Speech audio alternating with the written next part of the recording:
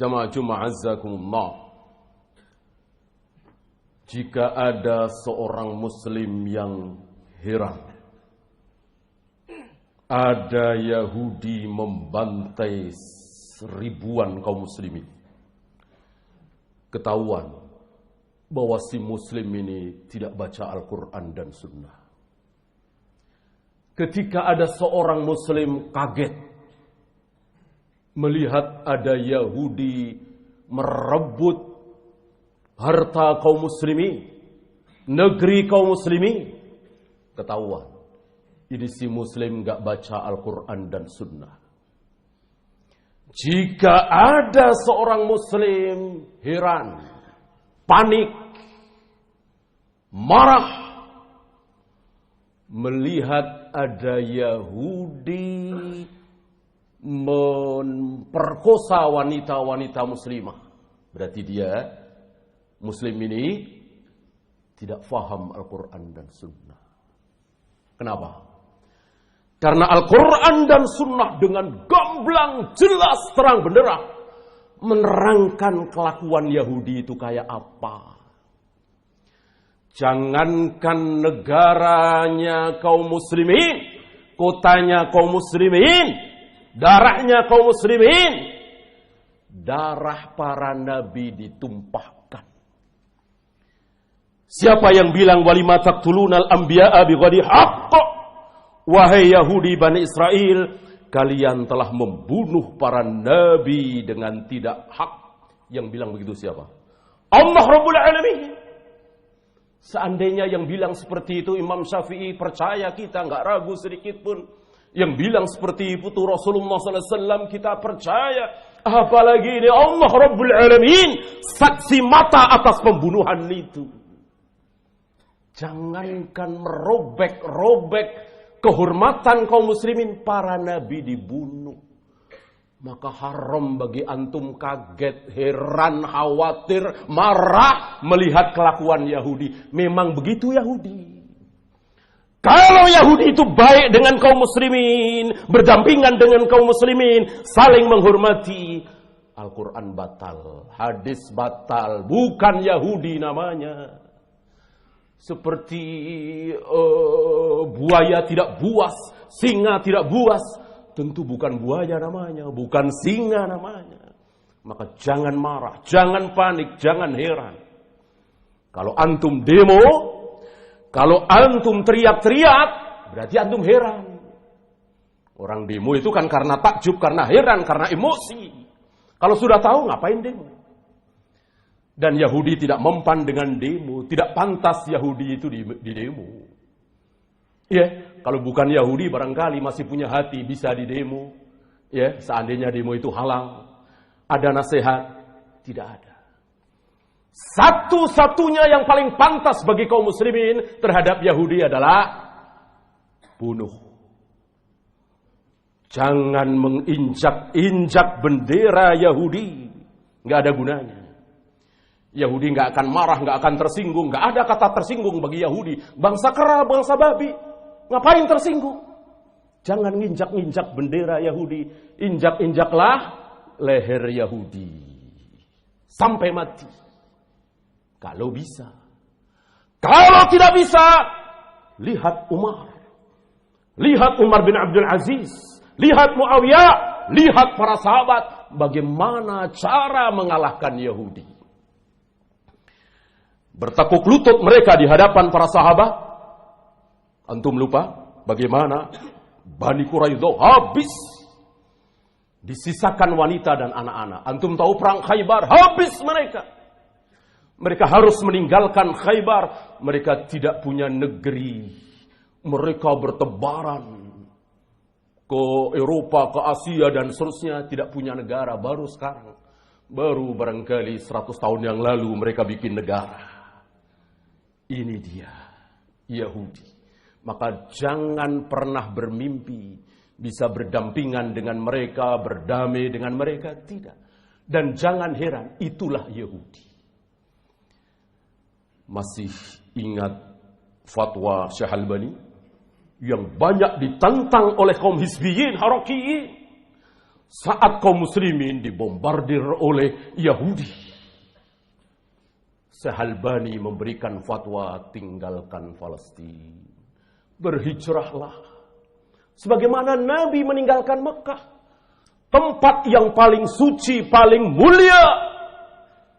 Dibanding Masjidil Aqsa, dibanding Masjid Nabawi, Masjidil Haram yang ada di Mekah paling besar, paling dicintai oleh Allah. Ditinggalkan oleh Nabi. Kenapa? Karena memang tidak sanggup melawan kekuatan Abu Jahal, Abu Lahab. Lihat, Nabi mengajarkan kepada kita apa? Realistis. Jangan hanya semangat kita Muslim, dia bangsa kera dan babi, kita harus menang. Nanti dulu lihat bagaimana kekuatan.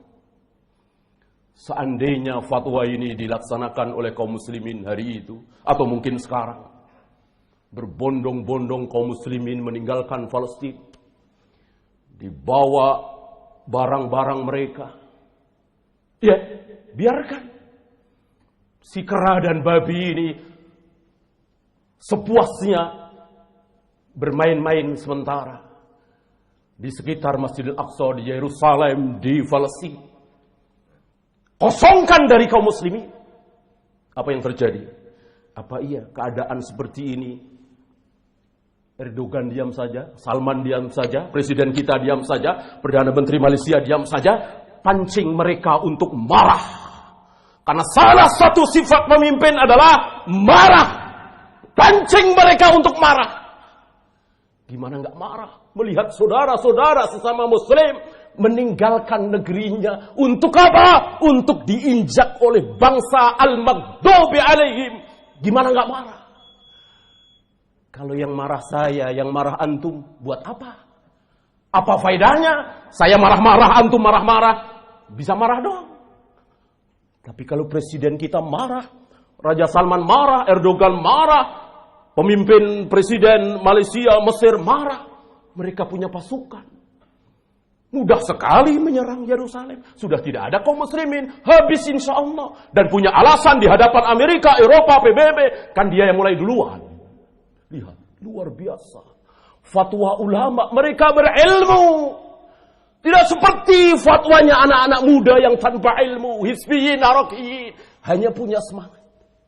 Jangan ngalah, malu. Mereka kafir, kita muslim. Lawan. Seolah kita sedang memberikan semangat kepada anak kecil, badannya kerempeng, berantem dengan algojo besar, kita kasih semangat. Ini ngasih semangat apa menjerumuskan? Kita hanya bisa ngasih semangat. Kasihan saudara-saudara kita di Palestina. Anak-anak kita nggak sempat ngaji, nggak sempat belajar Al-Quran, nggak sempat belajar sunnah. Makanya sunnah tidak dikenal di sana.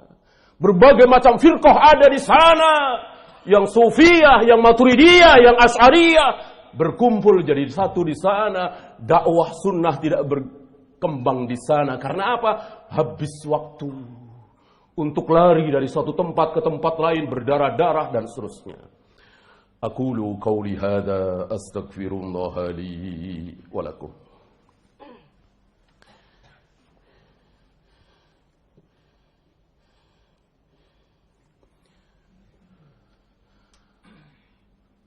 Alhamdulillah hamdan katsiran tayyiban mubarakan fih kama yuhibbu rabbuna wa yarda. Asyhadu an la ilaha illallah wahdahu la syarikalah wa asyhadu anna Muhammadan abduhu wa rasuluhu wa ba'd. Ayuhal ikhwah, walaupun kita yakin bahwa masa depan di tangan Islam, kita tidak ragu sedikit pun. Mana mungkin kita ragu dengan sabda Nabi bahwa jangankan kaum muslimin, pohon-pohon batu bisa bicara kelak. Untuk apa? Untuk membantai Yahudi. Kita tidak ragu ini. Tapi haruskah kita berpangku tangan, diam saja menunggu waktu ini tiba? Tentu tidak seperti itu. Dan ini yang dinasihatkan oleh beliau, Syahalbani Abu Abdurrahman. Beliau mengajak kita semua kaum muslimin untuk menyongsong kebangkitan ini. Bukan dia menunggu kapan waktu itu datang. Dan sekali lagi tidak mungkin tidak datang, pasti datang. Nggak mungkin Nabi omong kosong, nggak mungkin Allah berbohong. Ya, bahwa mereka akan tunggang langgang lari dari kejaran kaum muslimin, terutama Yahudi Asfahan. Antum tahu Asfahan? Asfahan, Teheran, Iran. Itu Yahudi. Dan ini subhanallah, sudah bukan rahasia lagi saya kira, kita tidak dapati masjid-masjid di sana. Maksudnya masjid Ahlu Sunnah enggak ada. Sinagog banyak, gereja ada. Gimana ini? Negeri yang katanya paling keras mengecam Yahudi, Bani Israel, Amerika, begini keadaannya. Nah, bagaimana cara menyambut kedatangan imam kita ini? Ikuti apa yang menjadi manhaj imam kita ini. Antum kira imam yang akan datang itu Asy'ariyah? Bukan. Maturidiyah? Bukan. Qadariyah? Bukan. Rafidhah? Apalagi? Beliau adalah Ahlus Sunnah. Beliau sama dengan Rasul dan para sahabat. Akidahnya, sholatnya, wudunya, tayamumnya. Nah, kita sambut kedatangan beliau. Dengan cara apa? Dengan cara bertauhid seperti tauhidnya Nabi dan para sahabat. Beribadah seperti ibadahnya Rasul dan para sahabat. Bermuamalah seperti muamalahnya Rasul dan para sahabat. Dan seterusnya. Ini yang bisa kita lakukan. Ada yang lain? Tidak ada. Tidak ada. Maka jika antum, kita semua mempersiapkan senjata, mempersiapkan fisik untuk berhadapan dengan Yahudi, sementara akidah tidak dibetulkan, manhaj tidak dibetulkan, campur aduk antara sunnah dengan bid'ah, antara syirik dengan tauhid, percuma, nol. Allah tidak akan tolong. Allah sudah bikin aturan sunnatullah walan tajida li sunnatillahi tabdila. Aturan Allah tidak akan berubah. Apa? Allah tidak akan menolong kaum muslimin ketika mayoritas kaum muslimin syirik bid'ah. Hilangkan dulu ini. Agar apa? Agar Allah tolong kita kaum muslimin.